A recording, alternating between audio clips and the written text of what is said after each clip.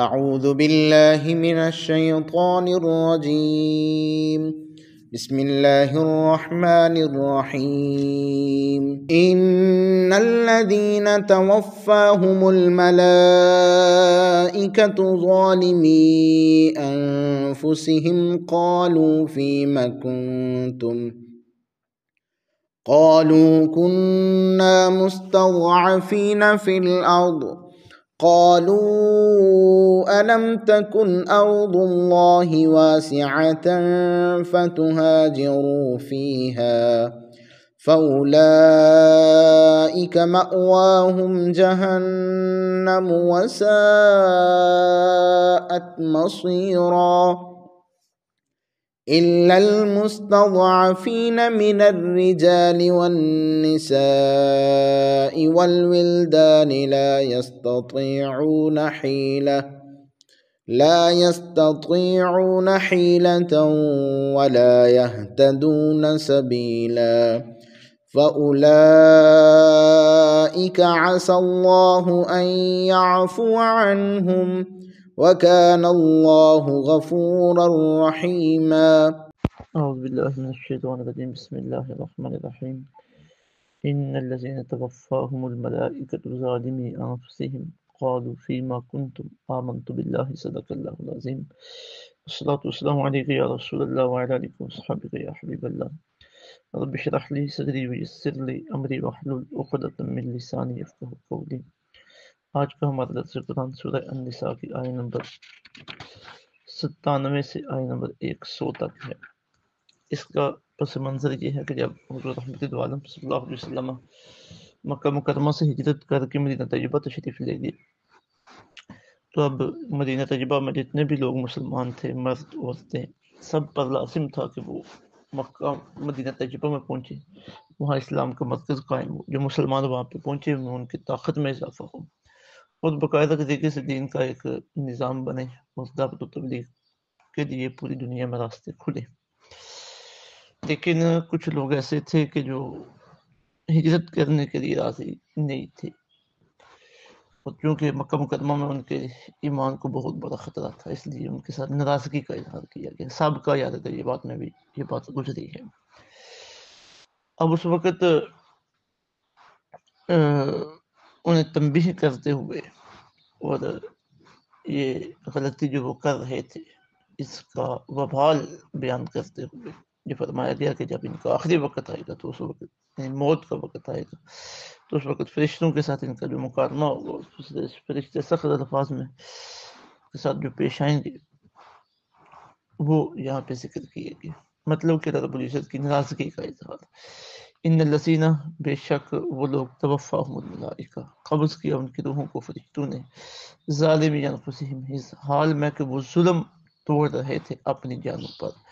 قالوا، فرشتوں نے انہیں کہا، فیما کنتم، تم کس شغل میں تھے، کیا کرتے رہے؟ قالوا، تو انہوں نے عرض کیا، وہ عرض کریں گے، مستضعفین فی الارض، ہم تو بے بس تھے زمین میں۔ قالوا، فرشتوں نے کہا، الم تکن ارض اللہ، کیا نہیں تھی اللہ کی زمین، واسعۃ، کشادہ، فتہاجروا فیہا، تم ہجرت کرتے اس میں۔ فاولئک مأواہم جہنم، یہی وہ لوگ ہیں جن کا ٹھکانہ جہنم ہے، وساءت مصیرا، اور بہت بری پلٹ کرانے کی جگہ ہے۔ الا المستضعفین، مگر واقع جو کمزور و بے بس، من الرجال، مردوں میں سے، والنساء، عورتوں میں سے، والولدان، اور بچے، لا یستطیعون، جو نہیں کر سکتے تھے، حیلتن، ہجرت کی کوئی تدبیر، ولا یہتدون سبیلا، اور نہیں جانتے تھے وہاں سے نکلنے کا کوئی راستہ۔ فاولئک عسى اللہ، تو یہ وہ لوگ ہیں جن کے بارے میں امید کی جا سکتی ہے، ان یعفو عنہم، کہ اللہ ان سے درگزر فرمائے گا۔ وکان اللہ عفوا غفورا، اللہ تعالیٰ بخشنے والا، درگزر کرنے والا اور بہت بخشنے والا ہے۔ ومن یہاجر فی سبیل اللہ، جو شخص ہجرت کرے گا اللہ کی راہ میں، یجد فی الارض، وہ پائے گا زمین میں، مراغمن، پناہ کے لیے، کثیرن، وسع، بہت جگہ اور کشادہ روزی۔ ومن یخرج من بیتہ، اور جو شخص نکلے اپنے گھر سے، مہاجرن، ہجرت کرتے ہوئے، الی اللہ ورسولہ، اللہ کی طرف اور اس کے رسول کی طرف، ثم یدرکہ الموت، پھر آلے اس راہ میں اسے موت، فقد وقع، تو ثابت ہو گیا، اجرہ، اس کا اجر، علی اللہ، اللہ کے ذمہ، وکان اللہ غفورا رحیما، اور اللہ تعالیٰ بخشنے والا اور رحم فرمانے والا ہے۔ پہلی آیت میں تو ان لوگوں کا ذکر ہے کہ جنہوں نے ہجرت نہیں کی اور اپنے ایمان کو کمزور کرتے رہے، ایمان کو خطرہ لاحق رہا، تو ان کے اوپر سختی ہوگی کہ اللہ کی زمین تو بڑی وسیع تھی اور تم نے جان بوجھ کر ہجرت نہیں کی، اس کا خمیازہ بھگتو۔ فرمایا ان الذین توفاہم الملائکہ، بے شک وہ لوگ قبض کیا ان کی روحوں کو فرشتوں نے، ظالمی انفسہم، اس حال میں کہ وہ ظلم توڑ رہے تھے اپنی جانوں پر، یعنی ایمان کو خطرے میں ڈالنا، یہ بھی اپنی جان پر ظلم توڑنا، ایمان ضائع ہو جائے گا، ایمان کے اندر کوئی نقصان ہو جائے گا تو عذاب اپنے آپ کو ملے گا۔ قالوا فیما کنتم، فرشتوں نے کہا کہ تم کس شغل میں تھے، تم کیا کرتے رہے، کیا تمہارے معاملات چلتے رہے، کیوں تم نے ہجرت نہیں کی؟ قالوا، تو نے کہا کننا مستضعفین فی الارض، ہم تو زمین میں بے بس تھے۔ قالوا، تو فرشتوں نے کہا علم تکن ارض اللہ واسعہ، کہ اللہ کی زمین کشادہ نہیں تھی، فتہاجروا فیہا، کہ تم ہجرت کرتے اس میں، فاولئک مأواہم جہنم، یہی وہ لوگ ہیں جن کا ٹھکانہ جہنم ہے، وساعت مصیرا، اور جہنم بہت بری پلٹ کر آنے کی جگہ ہے۔ ہاں ان لوگوں کا استثناء ہے، ان کے لیے معافی ہے جو کمزور تھے، یعنی جو ہجرت کر ہی نہیں سکتے تھے، دوسروں کا ان کے اوپر غلبہ تھا۔ الا المستضعفین من الرجال والنساء، مگر واقعی کمزور اور بے بس مرد اور عورتیں، والولدان اور بچے، لا یستطیعون حیلہ، جو ہجرت کے لیے کوئی تدبیر نہیں کر سکتے تھے، ولا یہتدون سبیلا، اور نہیں جانتے تھے وہاں سے نکلنے کا کوئی راستہ، ان کے لیے معافی ہے، باقیوں کے لیے عذاب ثابت ہو چکا۔ فاولئک عسى اللہ، تو یہ وہ لوگ ہیں جن کے بارے میں امید کی جا سکتی ہے کہ اللہ تعالیٰ ان یعفو عنہم، درگزر فرمائے گا ان سے، وکان اللہ عفوا غفورا، اللہ تعالیٰ درگزر کرنے والا اور بہت بخشنے والا ہے۔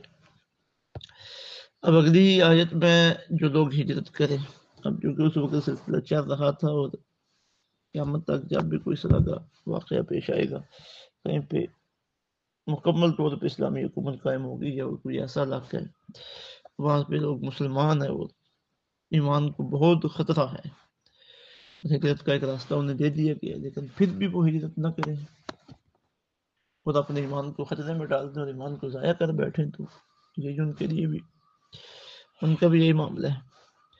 اور جو ہجرت کریں اپنے ایمان کو بچانے کے لیے، اب یہ ہجرت اللہ اور اللہ کے رسول صلی اللہ علیہ وسلم کی طرف ہوتی ہے، ان کا اجر بیان کیا گیا دنیا اور آخرت کا۔ اور ظاہر ہے جب ہجرت کرنی ہے تو نقصان تو مول لینا ہے، زمین تو پیچھے رہ جائے گی، رشتہ داریاں تعلقات تو پیچھے رہ جائیں گے، اب بے سر و سامانی کے عالم میں جانا ہے، تو اللہ رب العزت پھر ایسے لوگوں کے لیے اپنی رحمت کے مزید دروازے کھولتا ہے، اپنے کرم نوازی کے لیے۔ فرمایا ومن یہاجر فی سبیل اللہ، جو شخص ہجرت کرے گا اللہ کی راہ میں، یجد فی الارض، پائے گا زمین میں مراغمن، پناہ گاہ، کثیرۃ، بہت جگہ، پناہ کے لیے بہت جگہ پائے گا، وسعہ، اور کشادہ روزی پائے گا۔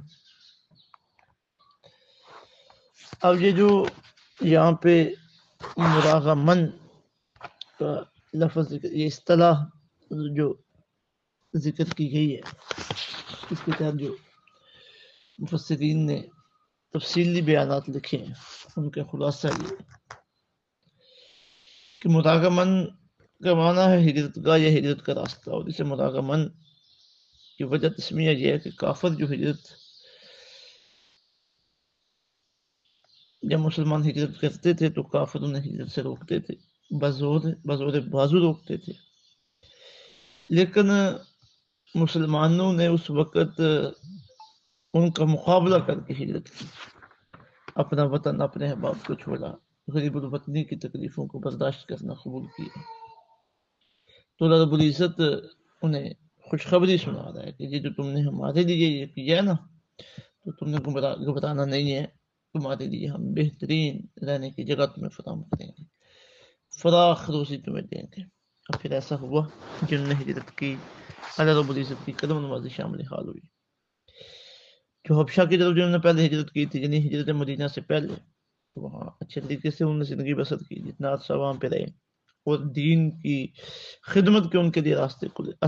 اسمحہ جو بادشاہ تھے حبشہ کے رضی اللہ عنہ، وہ مسلمان ہو گئے، یہ ایک دوسرے علاقے میں دین پھیلانا شروع ہو گیا. پھر جو مدینہ طیبہ میں لوگ آئے، اللہ رب العزت نے انہیں بہت نوازا. کچھ عرصہ تنگی رہی، لیکن آگے اللہ رب العزت کی رحمتوں کے دروازے ان کے اوپر کھلے. تو یہ مطلب ہے اس کا مراغمن سیرت و واسعہ.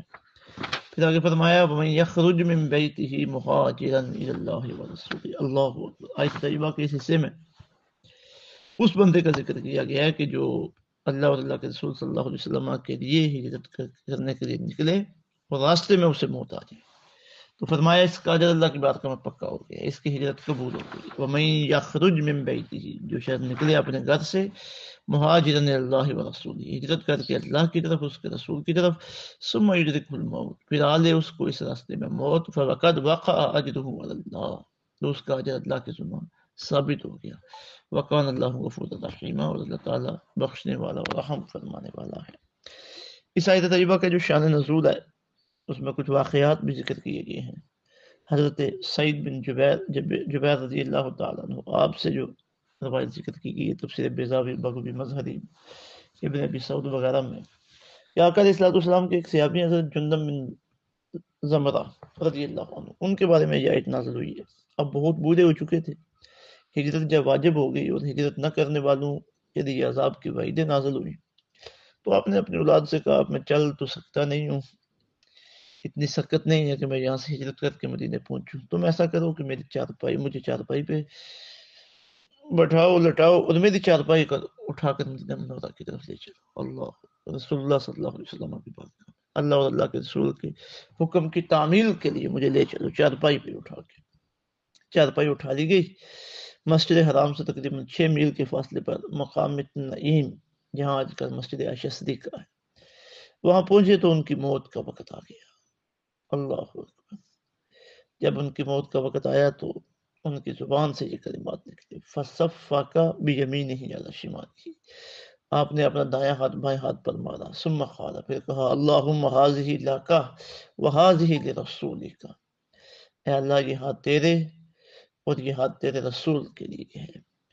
ابایعک علی ما بایعک علیہ رسولک، میں تجھ سے اس دین پر بیعت کرتا ہوں جس پر تیرے رسول نے تیری بیعت کی. فماتا، پھر وہ وفات پا گئی. کتنے خوش نصیب تھے، انجام کتنا خوبصورت ہوگا. ہجرت کر رہے ہیں، راستے میں وصال ہو گئے، فوت ہو گئے، اور یہ کلمات ان کی زبان سے نکلے ہیں. تو یہ آیت تجربہ کا یہ حصہ نازل ہوا ہے. وَمَن يَخْرُجْ مِن بَيْتِهِ، جو شخص نکلے اپنے گھر سے مہاجراً إِلَى اللَّهِ وَرَسُولِهِ، ہجرت کر کے اللہ کی طرف اور اس کے رسول کی طرف. ثم يدركه الموت، پھر آ لے اس کو اس راستے میں موت. فقد وقع اجرہ علی اللہ، تو ثابت ہو گیا اس کا اجر اللہ کے ذمہ. وکان اللہ غفورا رحیما، اللہ تعالیٰ بہت بخشنے والا اور رحم فرمانے والا ہے. اللہ رب العزت سمجھ کی توفیق عطا فرمائے کہ ہم کہیں ہجرت کا موقع بنے ایمان کو بچانے کے لیے. اللہ تعالیٰ عمل کی توفیق عطا فرمائے. اور جن کے بارے میں، جن عظیم لوگوں کے بارے میں یہ ہجرت کے فائد و ثمرات ذکر کیے گئے ان کے حق میں مرتب ہوئے، اللہ رب العزت ہمیں بھی ان کے نقش قدم پہ چلائے. وما علینا الا البلاغ المبین.